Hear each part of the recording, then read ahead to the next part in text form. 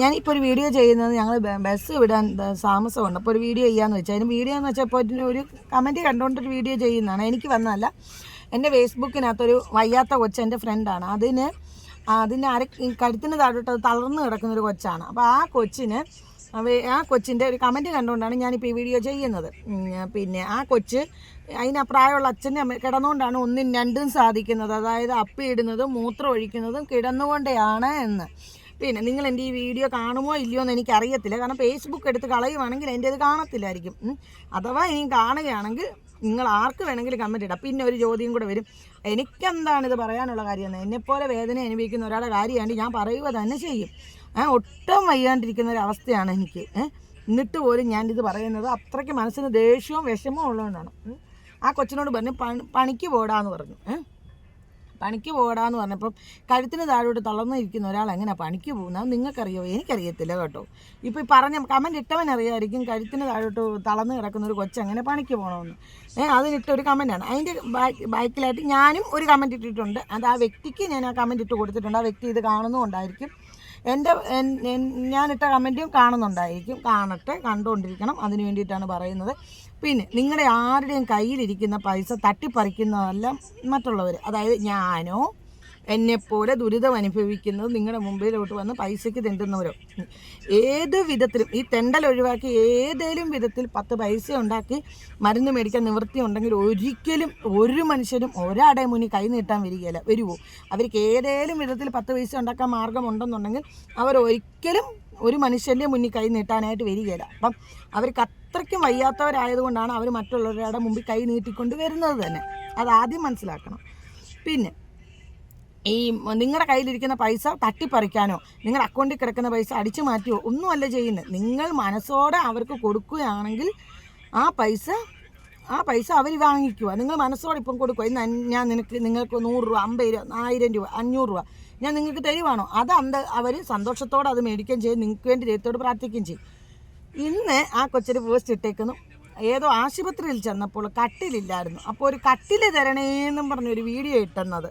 ഒരു കട്ടിൽ തരണേന്ന്, വയ്യാത്ത ഒരാളല്ലേ ഒരു കട്ടിൽ തരണേന്ന്. ഒരു ഗവൺമെൻറ് ഹോസ്പിറ്റലിൽ ചെന്നപ്പോഴാണ് ഒരു കട്ടിൽ തരണേന്നും പറഞ്ഞൊരു വീഡിയോ കൊച്ചിട്ടെന്ന്. വീഡിയോ ആണോ ഇതാണ് പോസ്റ്റാണോ? അപ്പോഴത്തേക്ക് ഫേസ്ബുക്ക് ആ കൊച്ചിൻ്റെ ഇത് കട്ട് ചെയ്ത് കളഞ്ഞു. അതായത് ആ കൊച്ചിൻ്റെ അക്കൗണ്ടിന് എന്തോ ഇതാക്കി വെച്ചു. അതിൻ്റെ എന്തോ സ്മേട്ടോ ഏതാണ്ടാക്കി അതിൻ്റെ ഇതാക്കി കളഞ്ഞു. അപ്പം ഞാൻ ചോദിക്കുന്ന ഫേസ്ബുക്കിനോട് ചോദിക്കട്ടെ, ഫേസ്ബുക്ക് അപ്പോൾ ഉദ്ദേശിക്കുന്ന വീഡിയോ ഫേസ്ബുക്കേ അവർക്ക് നിവൃത്തിയില്ലാത്തതുകൊണ്ടായിരിക്കും ഞങ്ങളെപ്പോലുള്ള പലരും 10 പൈസയ്ക്ക് തെണ്ടുന്നത്. അത് തരാൻ മനസ്സുള്ളവർ തരട്ടെ, തരാൻ മനസ്സിലാത്തവർ തരണ്ട. ആരുടെയും കുത്തി കൊള്ളയടിച്ചൊന്നുമല്ല മേടിക്കുന്നത്.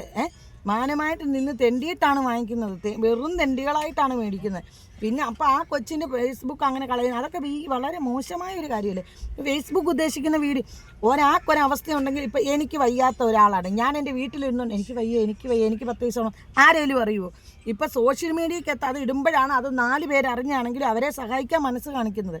അപ്പോൾ ആ കൊച്ചൊരു കട്ടിലിന് ഇതാക്കിയെങ്കിൽ ആ 4 പേരത് അറിഞ്ഞിട്ടായിരിക്കും ചിലപ്പോൾ ഒരു കട്ടിലും അഡ്ജസ്റ്റ് ചെയ്ത് കൊടുക്കുമായിരിക്കും ആശുപത്രി. അത് ചെയ്തത് തെറ്റല്ലേ? അത് സസ്പെൻഡ് ചെയ്ത് കളയുക എന്നൊക്കെ പറഞ്ഞു കഴിഞ്ഞാൽ അതൊക്കെ ഭയങ്കര മോശപ്പെട്ടൊരു കാര്യമല്ലേ? അപ്പോൾ ഫേസ്ബുക്ക് ഉദ്ദേശിക്കുന്ന വീഡിയോകൾ എന്തുവാ ഈ ലോകത്ത് നടക്കുന്ന എന്തെല്ലാം കാര്യങ്ങൾ ഫേസ്ബുക്കിനകത്തൂടെ കാണിക്കുന്നു, എന്തെല്ലാം അല്ലാത്തതും ആയതുമായ കാര്യങ്ങൾ കാണിക്കുന്നു. അപ്പം രോഗികളെ കാണുമ്പം രോഗികൾ എന്തെങ്കിലും ചോദിക്കുമ്പം അവരോട് തീർത്തും അവജ്ഞയും പുച്ഛവുമാണ്. മഹാ കഷ്ടമാണ് ഇതൊക്കെ. ഒരു പാവപ്പെട്ട മനുഷ്യരോട് ഇങ്ങനത്തെ ദ്രോഹമൊക്കെ ചെയ്യുന്നത് ഭയങ്കര കഷ്ടമാണ്. ഭയങ്കര കഷ്ടം. ഈ സോഷ്യൽ മീഡിയയ്ക്കകത്തൂടെ അല്ലാതെ ഞാൻ ചോദിച്ചിട്ട് ഈ ലോകത്തുള്ള കാര്യങ്ങളെല്ലാം അങ്ങോട്ടും ഇങ്ങോട്ടും സോഷ്യൽ മീഡിയയ്ക്കകത്തൂടെ അല്ലാതെ പിന്നെ എങ്ങനെ അറിയിക്കും? പിന്നെ ഒരു ഡ്രസ്സില്ലാത്ത വീഡിയോ ഇടണം ഒരു വയ്യാത്തവൻ. അപ്പോൾ അങ്ങനെയാണെങ്കിൽ ശരി, ഞങ്ങളൊക്കെ ഇനി അങ്ങനത്തെ മാർഗം നോക്കുകയാണ്. ഞങ്ങളൊക്കെ ഇനി ആ വഴി കൂടെ തിരിയാണ്. അപ്പം ഞങ്ങളോട് വല്ലതും പറയാൻ വരികയാവണോ, ഞങ്ങളെ വല്ലതും പറയുകയോ ചെയ്യണേ, കാർക്കിച്ച് കണ്ണിനകത്ത് തുപ്പണം, അതാ വേണുന്നത്. അല്ലെങ്കിൽ പാവപ്പെട്ടവനോടും നിർധരരായിട്ടുള്ളവരോടും നിരാലംബരായിട്ടുള്ളവരോടും ദ്രോഹം കാണിക്കുന്നതിനൊരു പരിധി വേണ്ടേ? എന്തൊരു കഷ്ടമായത്! കഷ്ടം ദൈവമേ!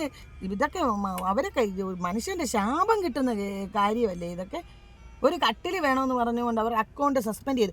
ഇതിപ്പോൾ കണ്ടിട്ട് ഫേസ്ബുക്ക് എൻ്റേതും കൂടി ഇപ്പം അങ്ങ് സസ്പെൻഡ് ചെയ്യുമായിരിക്കും. അങ്ങ് ചെയ്യുന്നെങ്കിൽ ചെയ്യട്ടെ. ഞാൻ കള്ളമല്ലല്ലോ പറഞ്ഞത്. ഞാൻ പറഞ്ഞത് ഒരാളെങ്കിലും കേട്ടാൽ മതി. എനിക്കത് മതി. ഒരാൾ കേട്ടിട്ട് നിങ്ങളിൽ ഒരാൾ കേട്ടാൽ മതി. അത്ര കഷ്ടം പിടിച്ച അവസ്ഥയാണ്. ഛേ.